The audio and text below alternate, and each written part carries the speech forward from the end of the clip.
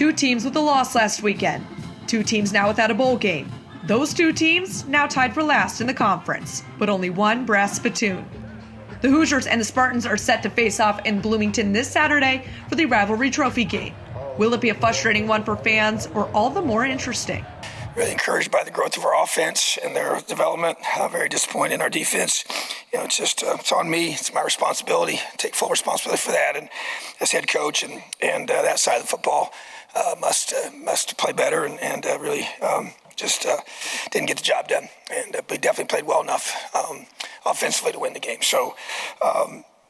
Well, they played a high-scoring game on this past Saturday. Quarterback, was throwing a lot of back shoulder fades this past. We just kept throwing it and throwing it.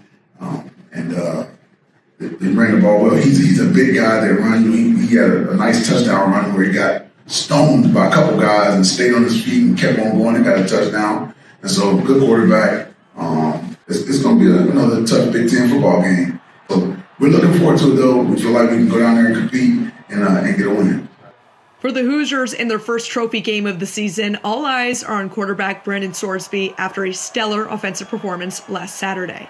The Spartans find themselves in a similar young quarterback situation as the Hoosiers.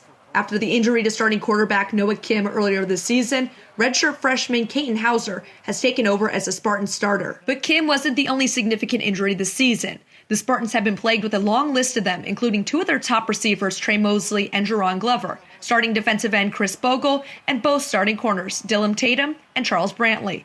And last week, the Buckeyes took full advantage of that, especially in the run game, holding them to just 94 yards on 29 rushes. Michigan State struggled to generate big plays through the air, managing only one pass of over 15 yards and wrapping up the game with a mere 88 passing yards, their lowest since 2018.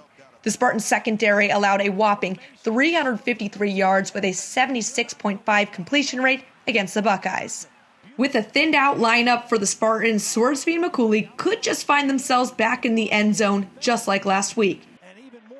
However, a win for the Hoosiers depends on whether the Indiana secondary can bounce back from last week's less-than-stellar performance.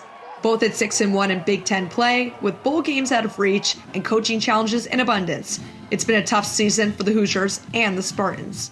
As they head into the home stretch, Saturday's game all boils down to whether the Hoosiers want to keep that old brass spittoon shining in Bloomington or hand it back to the Spartans for a bus ride back to East Lansing. For IUS TV Sports, I'm Gwen Parks.